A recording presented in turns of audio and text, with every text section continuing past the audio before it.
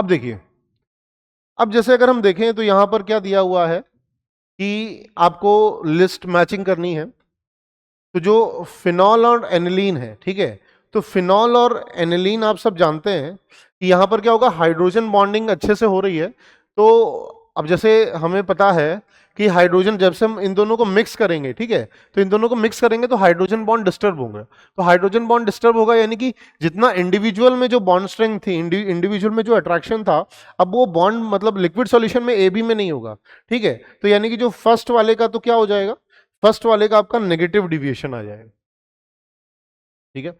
अच्छा, methanol and acetone, ठीक है, तो मिथनॉल और एसीटोन की बात करें तो यहां पर क्या होगा कि यहां पर अगर बात करेंगे तो अब जो एसीटोन है, ठीक है, तो एसीटोन में क्या है कि उसका ये डाइपोल, ठीक है, डाइपोल डाइपोल अट्रैक्शन हो रहा है, तो वो क्या होगा, वो डालने से वीक होने वाला है, ठीक है। तो वीक होने वाला है यानी कि जो ए बी इंटरेक्शन है वो वीकर बनने वाला है, यानी कि ए और ए बी इंटरेक्शन स्ट्रॉन्गर बनेगा, तो यानी कि जो सेकंड है उसका पी, ठीक है। अब थर्ड की बात करें तो 5 मोलर NaOH सॉल्यूशन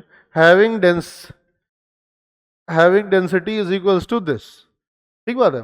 तो इसकी अगर बात करें तो इसमें अगर हम देखें तो जो आर वाला ऑप्शन है, actual qualitative properties will be different as compare to expected, बिल्कुल सही बात है, क्योंकि जो NaOH है वो आपका इलेक्ट्रोलाइट है, स्ट्रॉन्ग बेस है, तो वो टूटेगा, तो यानी कि एबनॉर्मलनेस आएगी, तो एक्चुअल क्वालिटेटिव प्रॉपर्टी डिफरेंट होगी, ठीक है। तो इसका हम क्या कर सकते हैं, इसको हम आर कर सकते हैं, ठीक है। और फोर्थ की बात करें तो 5 into 10⁻³ aqueous solution of KOH, ठीक है। तो फोर्थ की अगर बात करें हम तो इसका क्या कर सकते हैं, मोलालिटी निकाल सकते हैं, ठीक बात है। तो मोलालिटी से आपको दिया हुआ है तो एक्वस सॉल्यूशन है, तो एक्वस सॉल्यूशन है, ठीक है, तो molality is equals to molarity.